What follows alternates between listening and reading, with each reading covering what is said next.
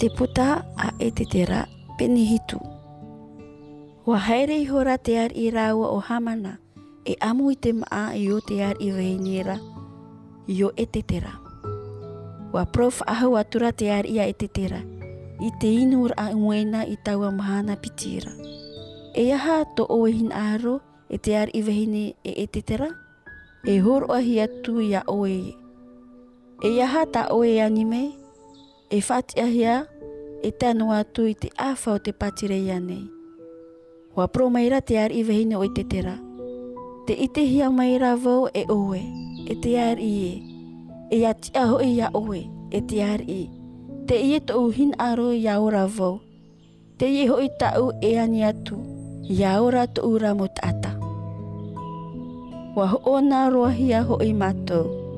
O vau e to ura mo tata ia puheroa, ia taparehi roa hia e ia mou roa. Ahiri hoi matou I hohia e tawini tāne, e tawini vehine, wa mamu noa ia vau, wa ereira te ar I reira, e ore e hoona I ta te enemi ia hopo I mei. Wa pro atura te ar ira aha tueru, na o atura te ar I vahinera ia e te tera. O veia tata, e te hea ia te I opua tona a au e na reira. Wa pro meira e te tera. Tawa hamani inora, tawa enemira, o te iene ia tata ino o hamana. Matauroa era hamana I te aro o te ar I e te ar I vehinera. Wa tia era te ar I tawa inunu o weinara matirhiri. Haere atura I roto I te eo I te whare o te ar ira. Wa tia maira hamana. Wa whaate ni te ar I vehinia e te tera ia ora. Wa I te hora e te opuara te ar I te inonona.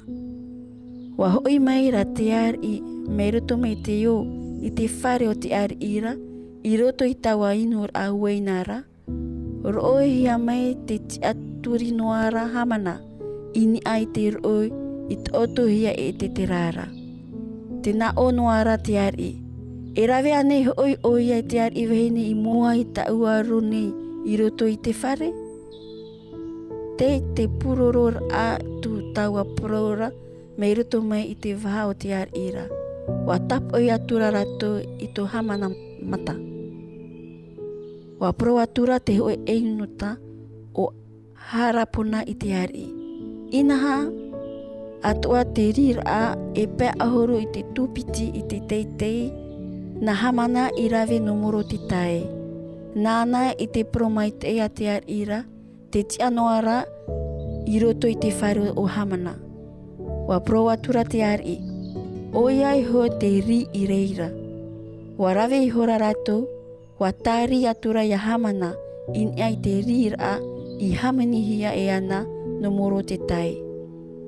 Maha era te riri o te ar I.